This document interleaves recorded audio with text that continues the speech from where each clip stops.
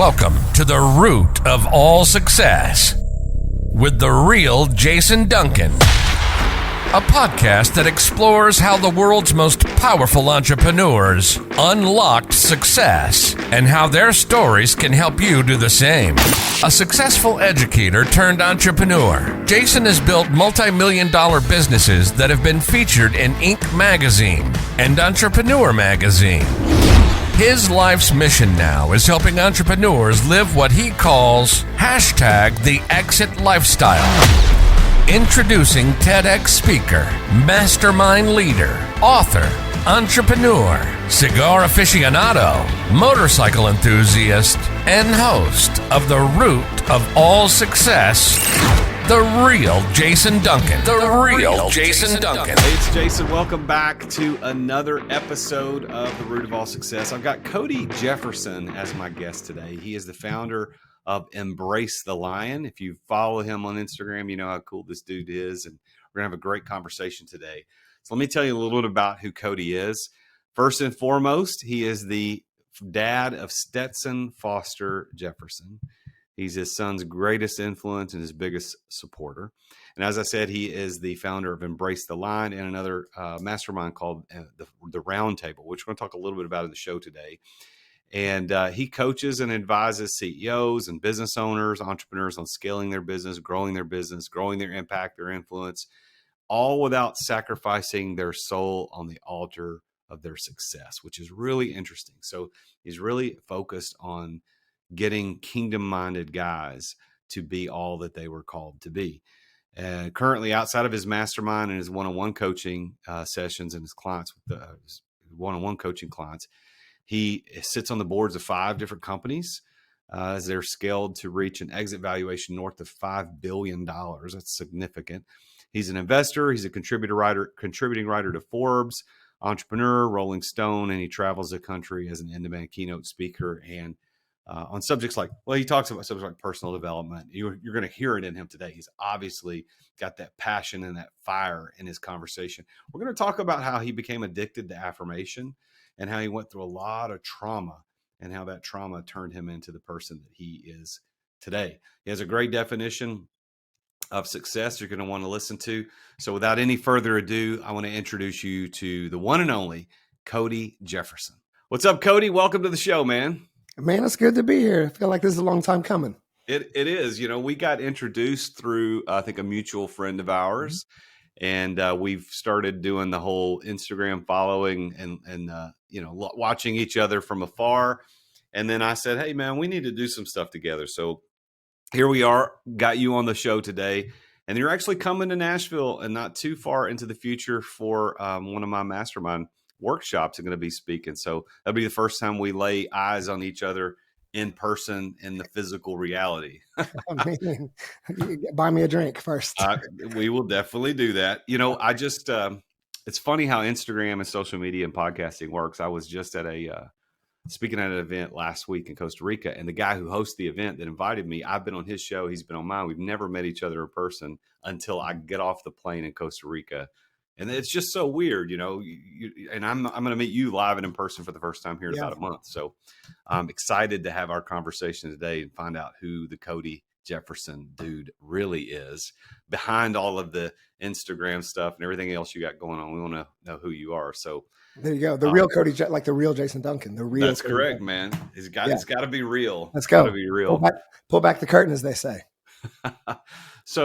So let me ask you this to kind of get us started right out of the gate here. You said in your bio, which you gave me, and I just read to everybody at the top of the show, is that you listed that first and foremost, you are a dad to your little boy, Stetson Foster Jefferson. So why? And I've seen him. I've seen pictures of you guys hanging out. Obviously that you're a proud, doting father. Yeah. Why is that such a big deal for you? That's who I am. That's what I do. Right. My greatest responsibility, one, is to be responsible for myself and to have that autonomy. But in becoming a father, I'm responsible for shaping this young man's life. I'm responsible for raising a man. I'm responsible for setting the standard. And every day we're setting the standard. Every day. Every day, whether you're watching this or listening to this, you're setting the standard in your life. Now, whether that's one that you're proud of or not, that's up for you to decide. We got 4 pillars in Embrace the Lion: head, heart, health, and habits, how we treat our thoughts, how we treat our body, how we treat our relationships, and then the container of how we treat our time. And so I recognize that this young man, it is not his school's responsibility. It's not the church's responsibility. It's not his friend's responsibility. It is my responsibility to raise a man. And so for me, everything revolves around living a life that I say that I live, living a life of integrity, right? Being physically strong and capable, being mentally strong and capable, spiritually strong and capable, relationally strong and capable, financially strong and capable. And all of that is mirrored through my son. So being an active, present father, not a father who builds a business on the back of his family, not a man who builds a business and tells his family when he's missing dinner and missing events that everything's for you. It's all for you. My son never asked me to build any of this. He never asked me to do any of these things. What he needs is a present, loving father. So everything that I do is around identity confirmation, right? Am I being the person who I say that I am? Every company that I say yes to, every endeavor that I say yes or no to, it's all about identity confirmation, right? And so this is who I am. So this is what I do. And being a father is at the center of that. So everything in business revolves around my schedule as a dad. And it's my schedule as a family man, period. Did you, is your father still with you to this day? He is.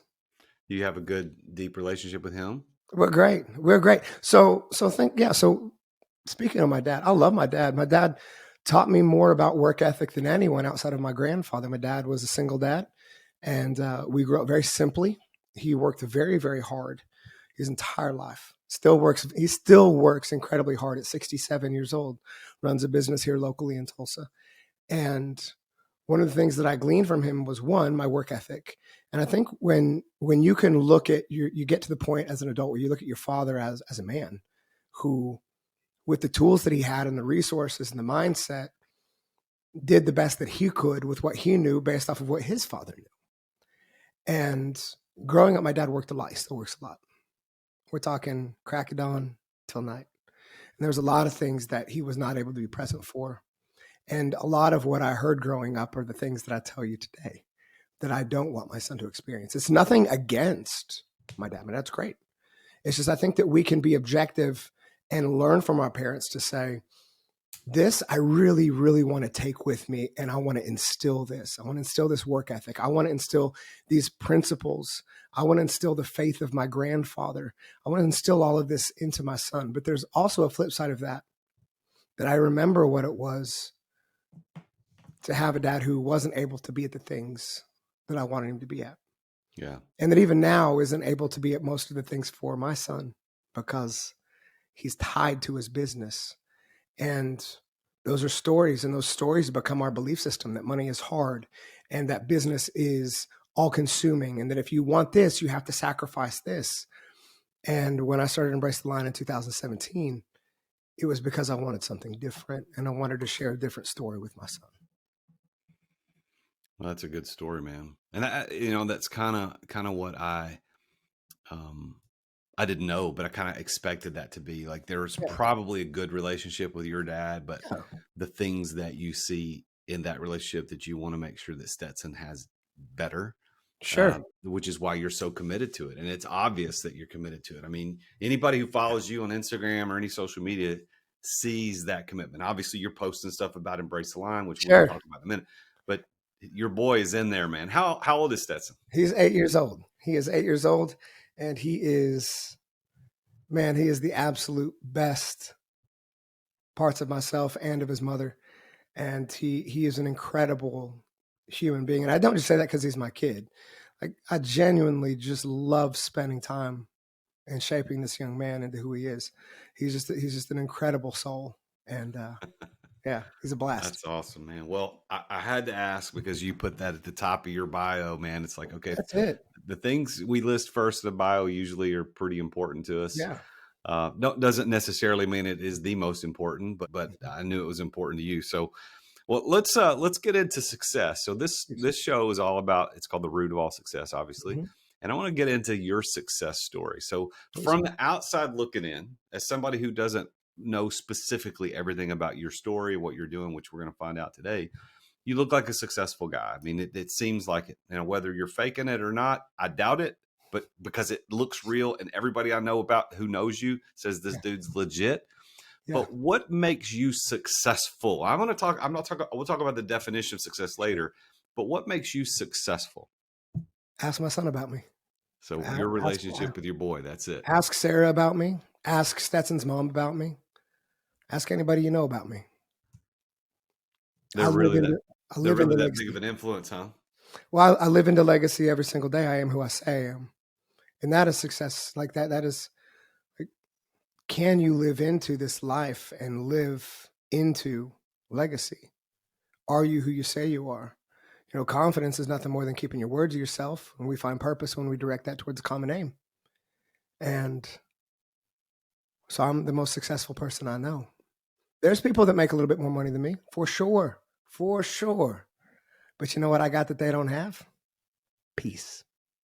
And peace is highly undervalued. I agree with that 100%. Peace that passes understanding. Come on. Man. About to pass an offering plate. we need the worship team to come up front. Go ahead and start. Come on. Usher them up. Every head bowed, every eye closed. You know, I was a pastor for 13 years. I think you probably knew that. You say that one more time. I missed that. I was a pastor for 13 years. That's what I did before starting Embrace the Lion. You and I have listeners who didn't know. You and I have that in common. I was a pastor for 13 years as well. That is so many people that I've walked with and become dear friends have all had a stint in ministry. One of my best friends, Keith Yackey, was a pastor. Taylor Welch was a pastor. Very fascinating. So 13 years pastor, what was the first transition out of the role of ministry? Where did you go first? Yeah, so that was in 2017, and it was to start Embrace the Lion. Now, I will tell you, this was not a glamorous transition. Everybody talks about like the 7 figures in 6 weeks thing, 6 figures in 6 hours. I didn't have, I don't know, maybe I just didn't read the right book or something. I prayed all the right prayers, Lord, but it just wasn't that sexy for me. Man, I stepped out of occupational ministry, no good scandal or nothing great. I just knew that I was called to serve in a different capacity that didn't operate inside the 4 walls of the church. Still deeply committed to the church, love God. People ask me what it's like to not be a pastor anymore. I'm like, I'm more a pastor now than I ever was. I just get to say more choice words. And but I stepped out of occupational ministry and into starting Embrace the Lion in 2017. The original tagline was helping good men keep guns out of their mouths. From a marketing background, that was really awkward on a shirt, so I changed that pretty quick. But dude, it wasn't glamorous. I was flipping Harleys. So I've been a licensed mechanic for 20 years, licensed barber as well. So I was flipping Harleys out of my garage. I was doing haircuts out of my front room, giving guitar lessons, piano lessons, and vocal lessons out of my house. I was building websites, doing graphic design for local businesses and churches. And I was also playing bars on the weekends that I didn't have my kid. But dude, I was making the burn. I was making my monthly burn, and it was beautiful for me because I was doing exactly what I felt like that season needed from me, which was a real death to self and building. So that was my first stint out of occupational ministry. Wasn't glamorous or sexy, but it was fun. Well, so ministry, 13 years, and to starting Embrace the Lion, and so Embrace the Lion, for all of us to be clear. Yeah. You started with, hey, keeping guns out of their mouth, which I get the visual, I get the image. Yeah. But what was the whole purpose behind Embrace the Lion? Yeah. So 13 years I was a pastor, right? And I guess in some ways I still am. But I got involved in ministry when I was 19. And I got involved in ministry, I didn't have any burning bush moment. There was no prophetic dream that I had. I was not going to church. I grew up in the church and grew up with everybody telling me that I had, all these great plans for my life and all this potential that I was supposed to live up to, which as a kid, when you don't even know what that means, there's a lot of pressure to live into. You couple that with the fact that I really, for as great as my childhood was, there was a lot of lack. I didn't really develop a lot of self-esteem because I didn't I was always looking for that affirmation. One, because I didn't really find it in my family. We weren't verbal, and I'm a words of affirmation person. I think all men are. And so I was always seeking that affirmation. I was different in high school. I don't have I barely graduated, dude. I was top of my class. I did very well academically, did very well in sports, did very well in art, did very well in music. And in a small sports-driven rural town of Oklahoma, what do you really do with a kid like that? So I was always just kind of searching for myself. And I got into ministry haphazardly. I was managing a garage wrenching on cars in high school, and the owner asked me to go to church. I'm like, no, I've been there, done that. I grew up in a small Southern Baptist church. They don't like me very much. And he invited me to coffee on a Saturday night, and I said, all right, let's go. And bro, it was the first time I'd been to like a non-denominational charismatic megachurch. And there's a coffee shop. One, I felt like a rug pull. I was like, great, here we are. But this pastor came out who I resonated with deeply. Cool guy, rode Harleys. I'm like, all right, well, I can get into this Jesus. I don't know this Jesus. Who's this Jesus? And we met afterwards. Man, he took me under his wing. We just hit it off. And before you know it, I'm up on stage leading worship. I'm leading the intro into service. I'm 19.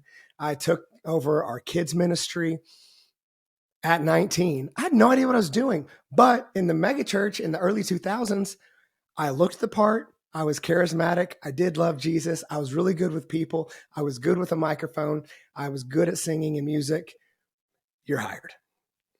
Problem was, over those 13 years, I became addicted to affirmation.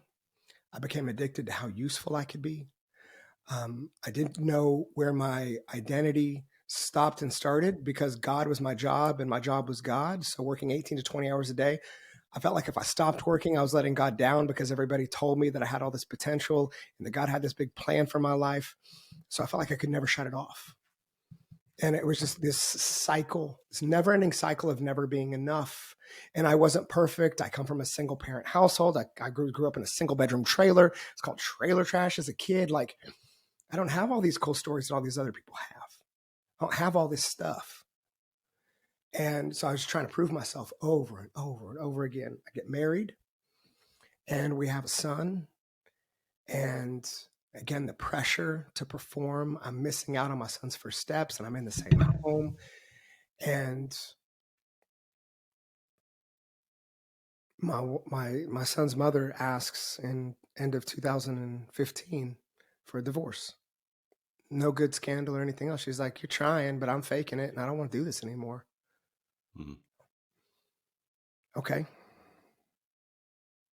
That was on a Saturday night. Sunday morning, go lead worship and teach.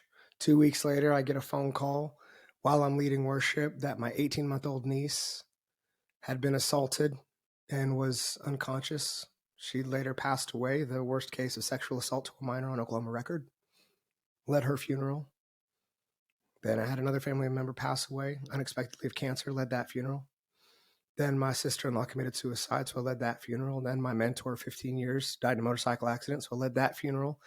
And then one of my friends in ministry put a gun in his mouth, so I led his funeral. Then another one, so I led his funeral. My best friend took his own life, led his funeral on my 33rd birthday. Then my 19-year-old sister was strangled to death, and so I led her funeral, all while leading services and being all things to all people, and God's got a plan. And my body said no.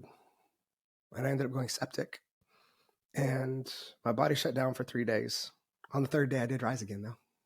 I'm not saying, I'm just making a correlation that it did happen. I was like 125 pounds. And I remember wheeling myself, like I took my little IV tree, and I'm like bringing myself into the bathroom of this hospital where I wake up. I'm like having to close my gown because I'm naked underneath, and I'm not trying to have any nurses stumble in their walk with the Lord. You know what I'm saying? So I'm like covering myself up. And I look and I'm like, well, who is this guy? Because I'm emaciated. And a nurse comes in, how you feeling? I'm like, I'm all right. Who's been here? Because I've been making hospital visits every day for 15 years. Like, who's been here? Nobody? Oh. No indictment against anyone. That's okay. But I recognize, like, there's nobody coming to save you, bud. And this is the legacy you live your son. He's not going to know you. He's 2 years old. But what he's going to say is, I don't know, but like my dad sure did kill himself trying to make everybody happy. Let's take a quick break to thank our amazing sponsors for making this podcast possible. As an entrepreneur, I know that you have to deal with sales on a regular basis. I mean, every entrepreneur does. And if you aren't paying attention to sales as an entrepreneur, you're not going to be an entrepreneur for very long. But I've got a sponsor of this show called Dub that helps you bring the personal back to sales. If you want to figure out how to improve content creation, improve client trust, improve your sales process, decrease the sales cycle, because we all know time kills deals. If you want to increase client bookings and increase conversions, you need to take a look at Dub. There's a special offer for Dub for listeners to The Root of All Success at therealjasonduncan.com/Dub. And that's DUBB. What Dub does, I've been using this for years. I'm a huge fan, and I'm so honored that they're our primary sponsor of the podcast. But they have helped over 60,000 businesses around the world communicate better, to make sales easier, to make sales more personal. And Dub is built for growing teams. I mean, you can set up video emails, you can set up custom onboarding, you can do admin reporting, anything you need around video and sales and automation. Dub is there. You can try Dub now. Your conversions to sales are waiting. All you got to do is go to therealjasonduncan.com/Dub. And there you're going to get 2 weeks for free to try Dub. Plus, you're going to get 50% off your first 2 months of Dub. You can't beat that. So go check it out. Go to therealjasonduncan.com/Dub. 40 years ago, you weren't in business unless you had your business in the Yellow Pages. You remember those things? And 30 years ago, you weren't in business unless you had a door-to-door salesman. 20 years ago, you weren't in business unless you had a website. And today, you're not in business unless you're doing social media content. Am I right? Social media content. Social media content in the form of like micro content, which is 30 to 60 second spots on Instagram Reels or TikTok or YouTube Shorts. That's the way business is done. As a matter of fact, that may be how you found out about this podcast or me as a business coach. This medium that we're using today to communicate what we do is vitally important. And just recording yourself isn't enough. You've got to do it right. And my friends over at Story do it right. And one of the problems with doing it wrong is that you sit around thinking, well, what the heck am I going to record? What am I going to say? How am I going to say it? Like, I don't know what to talk about. Well, Story takes all of that away from you. Stop wasting time trying to come up with content, because Story will send you a video prompt on what to record. You can pick the categories you want to record in, whether it's real estate, entrepreneurship, finance, relationship, leadership, life insurance. It could be anything. Don't waste time on that. And by the way, if you're not confident in talking on video, or if the video editing portion takes up way too much of your time, Story will edit the videos to perform well on social media. They add the subtitles, the pop-ups, the zoom cuts. They remove all the filler words like and and. They remove the awkward pauses. And then they take that video and post it for you. They write the captions, they add the relevant hashtags, and they post it on the platforms that you care about the most. It's exactly what you need to be in business today and to be successful at it. So if you want to learn how to do social media the way the influencers do, you need to go to therealjasonduncan.com/story. And that's story with 2 Y's. Why? Because they're awesome. Go to therealjasonduncan.com/story. That's STORYY for 10% off your first 3 months to try Story out. You're going to thank me later. Thanks for listening to our sponsors. Now, back to the show. And so that's when I looked in the mirror and I said to myself, which has now become the anchoring question of all things Embrace the Lion. It's on the wall behind me, which is what needs to die in me to become the man that I said that I'd be. Man, that's a lot, dude. That's a significant amount of trauma to go through. Yeah, my body felt it. Yeah, and what's interesting about that too is the deeper kind of understanding of that for the listeners, and I know you've already understood it, but is that what we allow to influence us, or what we are influenced by, whether or not we allow it. I mean, Yeah. you were being influenced by death and these terrible things. There's Yeah. traumatic things were happening. They can have physical effects. As a matter of fact, nothing physical happens without first being a thought, something that happens in our minds, and it turns into reality. Yeah. So we have to guard ourselves. And in your moments or days and weeks of going through that trauma turned into physical manifestation of Yeah. really, really bad stuff. But months and months and months of pouring from an empty cup. And this is so many of the people, it has to be so many of your listeners as well. Pouring from empty cups, serving, being all things to all people. And at the end of the day, you have nothing left. Yeah. Certainly not for yourself, but not even for your family. But in that moment in the hospital, perhaps I'm projecting or guessing here, but that was that moment you said, you know what? Screw this stuff, man. I'm not doing that. This is not, my son deserves more. I deserve more. And is that when you made the decision to change and leave ministry and kind of go out on your own?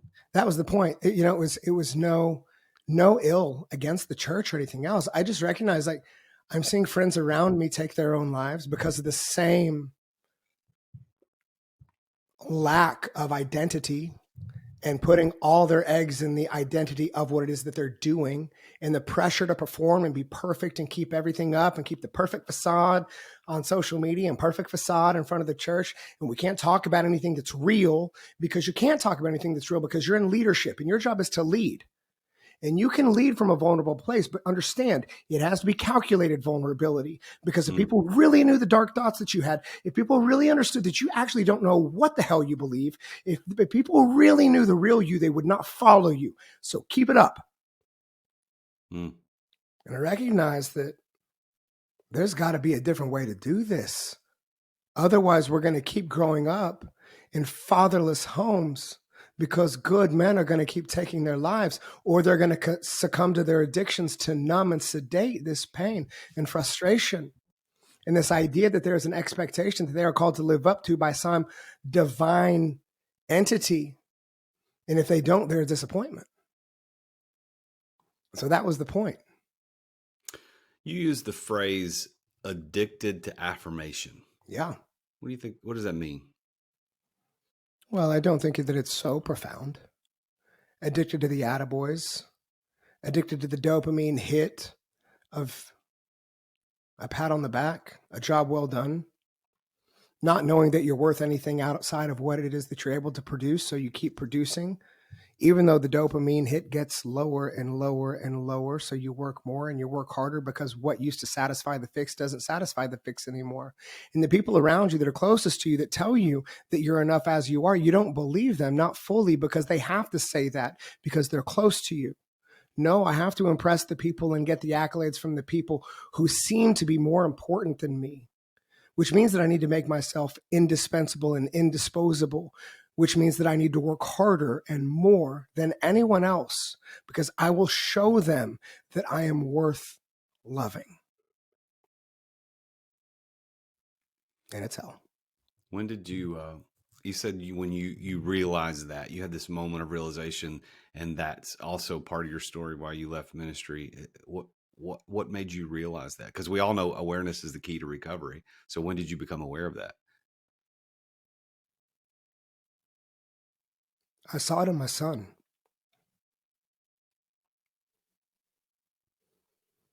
I saw my son seeking affirmation in the same ways that I was. And I recognized that this was a learned behavior that he had caught from me. And that if I didn't transform my pain, I would continue to transmit it to him. And that was something that I was unwilling to continue doing. And so I recognize that if this is a belief, if this is something that I hold true, and if I understand that a belief isn't necessarily true, it's just subjectively true to me, it's a thought that I hold captive, that I needed to deconstruct all of the things that I believed about my identity, including my faith, because I wasn't even sure what I believed anymore.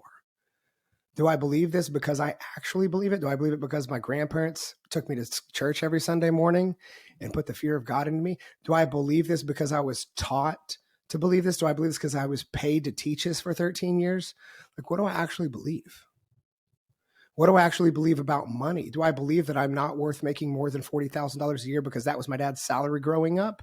Not understanding business and that that's a draw and that you can also write things off inside of the company. I didn't recognize any of that. I just knew $40,000 and I'm not worth anything more than that because I don't work as hard as my dad. Is that true? Is that a true story? Is money hard? Is it scarce for people like us, for trailer trash that grew up on the wrong side of the Arkansas River? Is that true? Is it true that I can't have healthy relationships because in 39 years, my parents have never sat down and had a meal together? I've never seen them in the same room in my entire life. Is that true? Is it true that my family struggles with obesity and stress and anxiety and depression, and so I should as well? Is that true? Is it true that I'm only valuable based on what it is that I can accomplish? Is that true? And if these things do not have to be true, then what else could be true? And so if they don't have to be true, then who could I be? And what would that require? Not necessarily what would that require learning. What would that require unlearning? So Embrace the Lion. When you started Embrace the Lion, leaving all that trauma behind and this addiction to affirmation behind, you start off to become an entrepreneur. What role in Embrace the Lion? Because I want to talk about what Embrace the Lion is like in the center of core. But what role did you see yourself playing as you moved out of ministry? Do you see yourself as a coach? Do you see yourself as a motivator? What role did you see yourself playing in Embrace the Lion as a brand? All of the above. I knew that there were skill sets placed inside of me, skill sets that you can't necessarily teach. That there are giftings inside of me in ways in which I live and move and have my being that I take for granted.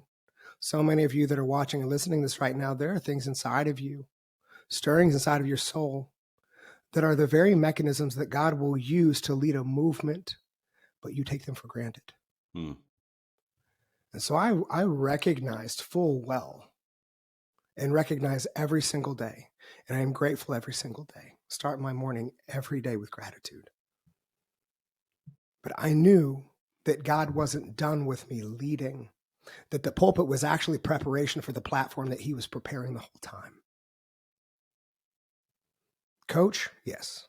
Mentor, sure. Advisor, absolutely. Speaker, of course. Communicator, yes. Brother, absolutely. Father, without question. So tell me a little bit about Embrace the Lion as an organization. The way I read it in the bio is that your coaching program is for kingdom-minded men in business to live their legacy. So tell me about what that looks like. What is Embrace the Lion? Sure. Yeah. So we are obviously a coaching platform. Right? So we have several opportunities that we allow guys to walk with us. Right now, we've got about 4,500 guys inside of our community.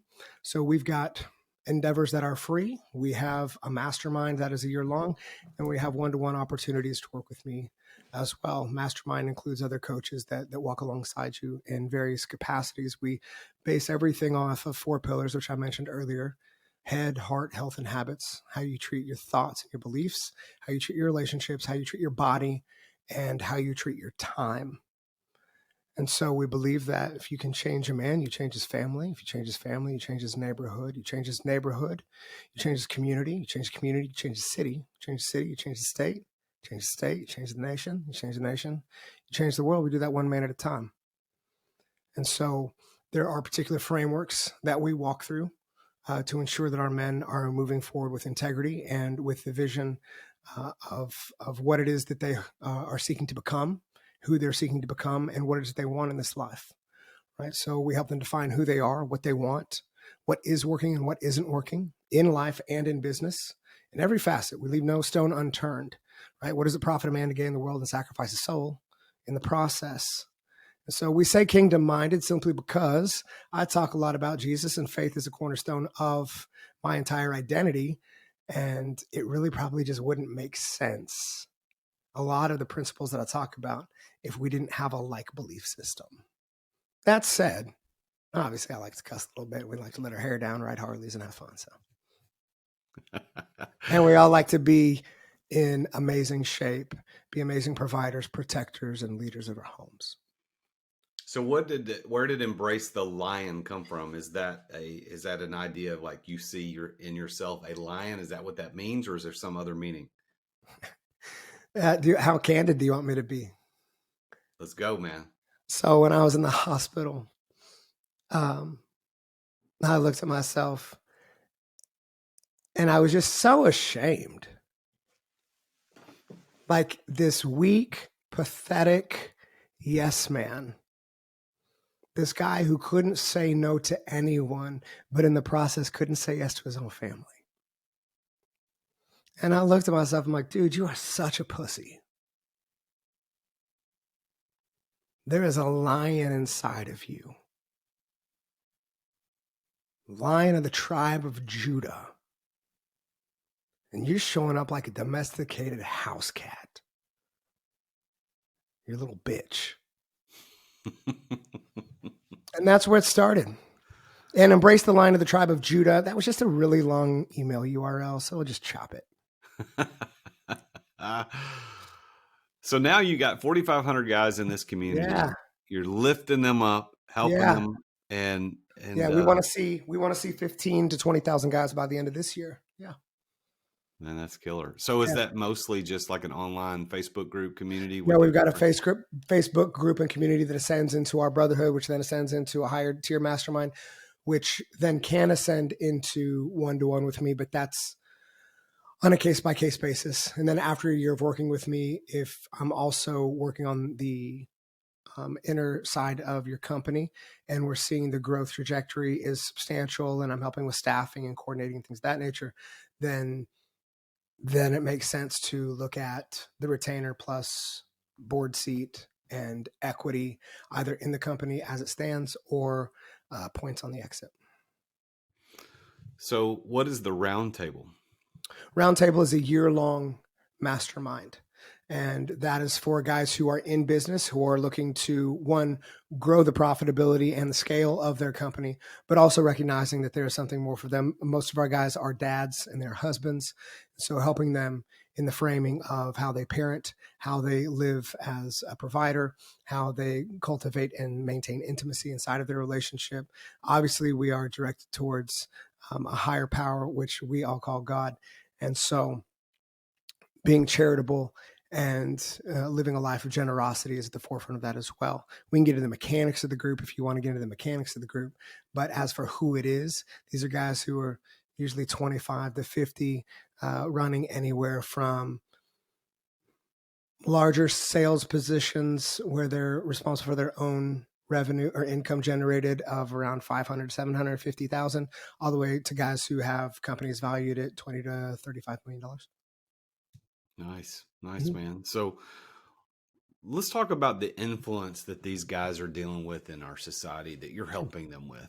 Yeah. What do you look at when you're kind of analyzing what these guys are dealing with and how you can help them as a coach, as a mentor, as a coach, if you're looking at this across the board, what are the things that you're seeing that you could say, this is what's happening to guys in our society? Regardless of the fact that they're male, this is just people. Like what is happening to people in our society that embrace the line becomes a necessity to help them out of that? Well, I think everybody has an internal stirring that they are called to more, which is a very ethereal roundabout statement, right? How do you even quantify that? But there is a stirring in people's souls, but there's also a squashing of that stirring. Like mediocrity is the new norm. And for us, anything masculine is toxic, right? You're strong, toxic. You got a beard, toxic. You want to make money? You're a capitalist, toxic. Oh, you believe in traditional family? Toxic, right? Oh, you want to raise your boy to be a man and you want to raise your girl to be a woman? Toxic. Oh, you believe in traditional family and that structure? Toxic. We hold the middle finger up to that in Jesus' name. And we recognize that no, when shit hits the fan, we're going to be the ones that you call on because the world needs strong, capable, sturdy, resilient, confident, certain men, dangerous men. Yeah. Men who are willing to give violence a chance and understand that there is a lion inside of them and they are ready to unleash that lion at any point in time. But the greatest skill that they have is keeping it in a cage. That we will not settle for status quo. We will not settle for sappy Sunday morning bullshit. We will not settle for this is as good as it gets. We will not settle for this is as good as my family had it, so this is what I'm destined to. No, we believe that we are called on purpose, for a purpose, with purpose, by purpose.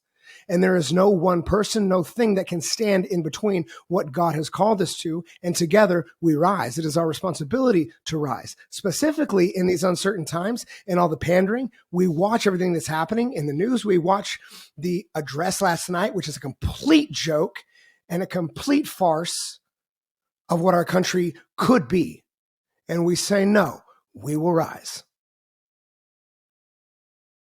That's what we stand for. We are a lighthouse for our communities. We are the men that our sons long to grow up to become and that our daughters look at as the model of who to marry, period. A lot of negative influences have been spawned over these last 3 years, don't you think? I mean, dude, I think it's crazy. Like, it's not even hidden anymore. It is in our face. We don't watch TV, like we don't have cable. We don't do any of that. We don't have a video game system in this house. I do not believe in video games. I'm not a fan of them. I do not believe that adult men should be playing video games as a source of their entertainment. I believe that we have too many things to build and accomplish and conquer in this life, outside of the dopamine-driven false conquering of a new level of a video game. So we don't do any of those things. But there is a sedation that is happening. There's a numbing of what it is to be a man and a numbing of what it is to be a woman. And there are role and gender reversals that are happening. And it is normalized. It is celebrated. I mean, it's not even that it's just accepted. It is celebrated now. Like you find kids who are, I was a youth pastor, for a decade. And what's interesting to me now is you find kids who didn't fit in the way that they were.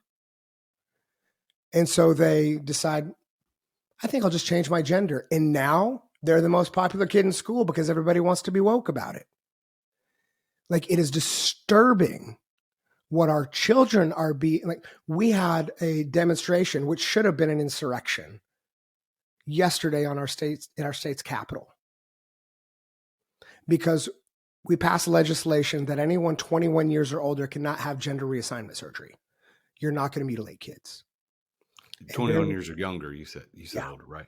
Yeah. If you're younger than that, we're not going to let you mutilate kids, because there are states where kids can elect for surgery and without parents' permission. Same way they can get the pokey poke without it. And not to get all political on anything, but this is normal now. Like, how did we get here? How did we get here? It is like the upside down world. I'm with you, Cody. But I also want to think that I don't think it's normal yet. I think they're trying, and I think fair. I think the fringes. Fair. I think the fringes of our society, the media certainly, the doggone Hollywood and the music establishment, they are trying. They're being able to do things now out in the open that before would have been like, "Are you crazy? We don't do that." We can say it's mainstream now. Yeah, it may not be widely adopted, and but it's mainstream now. It is shoved in our faces unapologetically as agenda. Yeah, it is crazy, and I just think that I don't know too many people personally over the last 3 years who stood strong through all the BS that we've been through. I don't know too many people, and that's sad, because I know people who believe what you just said, what I believe, but there weren't a lot of people going, no, we're not falling for this crap. We're not dealing with it. We're not doing it. And really, to the contrary, I saw some people that I thought I knew and respected fall in line. And I'm thinking, how disappointing. I mean, listen, I've lost friends over the last 3 years just because I'm like, oh, I didn't know you thought that way. So I guess we're not friends anymore. Same. It's crazy. I've lost several friends that I used to be in ministry with, because as the church continues to lean more and more progressive, and I am not, like we lose friendship, we lose community. I can't tell you how many flights, because I flew, through the past 3 years. I got kicked off more flights. I got handed no fly with American Airlines because I wouldn't wear a mask. Like, why? I would fly with my son and he can't hear me. So I'm pulling this off to talk to him. No fly. Really? Yeah. Silly. It's crazy, man. Well, so you've made a successful turn. Yeah. So you spent those 13 years and you Yeah. dealt those last few years with a lot And of listen, trauma. that season was amazing. I loved every minute of being in occupational ministry. Absolutely. The people, the students, the families, the ways in which we were able to influence and impact this community and the world through the ways in which we gave. I would not be who I am without the seasoning of the church. So I want to make sure like that was just a successful season for me, because there was so much that I learned through it. Yeah. I think you and I have similar, maybe you're a little bit more cheery about it than I was. I was happy to get out and didn't really miss a whole lot about it. Yeah. But I did, it formed who I am and who I've become. But you've made that successful turn out of ministry, embrace the line, and you started this program, and it's in just 5 short years, man. Almost 6. You've really you've accomplished a lot. You've been very successful at it. So I want to ask you this question: how does Cody Jefferson define that word success? Because everybody's got different definitions. What's your definition? Being the man that I'm called to be. Which means, again, what we said in the beginning of this show, just ask my son about me. With that as a definition, being the man you're called to be, do you consider yourself to be successful? I'm the most successful man I know. Again, because if you can't look at yourself in the mirror and love who you are, you can build big businesses, you can do a lot of things, but if you sacrifice your integrity, you sacrifice your confidence, you don't keep your word to yourself, you lose your family in the process, you lose God in the process, you're just broke with money. Yeah. How do guys unlock that? If you've unlocked it, you went through a lot of trauma and a lot of crap to get where you are. I'm hoping you don't believe that we all have to go through that to get to where you are, but how do we unlock that type of success in our lives? Join Embrace the Lion. And send your money to P.O. Box 1. Put your hand on the screen and you will be healed. Yeah. I would say genuinely, it's taking audit. Just because things are certain ways doesn't mean that they have to be. So often we create scenarios and circumstances and lifestyles to confirm a suspicion that we have and confirm a belief system. And we assign meanings to things that really have no meaning. So I would say to take an audit of your beliefs, take an audit of where you are, take an audit of what you want and who you are. And there's going to be a gap. There's going to be a gap between where you are and who you wish to become and what you want as a result of that. And purpose isn't like, we've done a really great job of creating a commodity out of that word, the church and personal development. But purpose isn't something you find. You're not going to find it in a book. You're not going to find it under a rock. You're not going to find it going to church. You're not going to find it praying more. You're going to find it by defining the moments of your life and living into it with integrity. That's all purpose is. Purpose is defining who I am, what I want, and walking toward it with intentionality every single day, removing those emotional constraints of fear and anxiety that keep us in a proverbial pattern of staying stuck, because the brain loves patterns and familiarity. When you can surpass that, and when you can understand the brain's job and what it's meant to do, then you can turn that distress that you would normally feel in the growth process into eustress. And now everything becomes a game. And it's a game of ascension. But that means in order to ascend, what has to happen first? You must die. Nobody wants to die because it's messy. We sing songs about it on Sunday. We think it's really cute, but nobody actually wants to go to hell and back in order for the resurrection to take place. But that is exactly what must happen. That doesn't mean that you have to go through a myriad of trials and traumas. On the contrary, you could sit down today and you could define the fruit. Just what is the fruit of my life? And what are the dead branches? And what needs to be cut away? And where you don't know the answers to those questions, you find and you seek accountability and you seek counsel. That is why I do what I do, because you can be completely honest with yourself and still not be telling the truth. And the truth is what will set you free, regardless of how you feel about it. Your bank account tells me the truth about your finances. A mirror and you standing in front of it naked tells me the truth about how you care about your body. Talking to your family with you not present tells me the truth about the intimacy of those you hold closest. Intention means nothing. Your honesty means nothing. The truth means everything. That's good, man.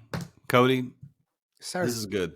I'm looking forward to meeting you in person in Nashville in about a month. You're going to be here speaking to my mastermind, the Exeter Club.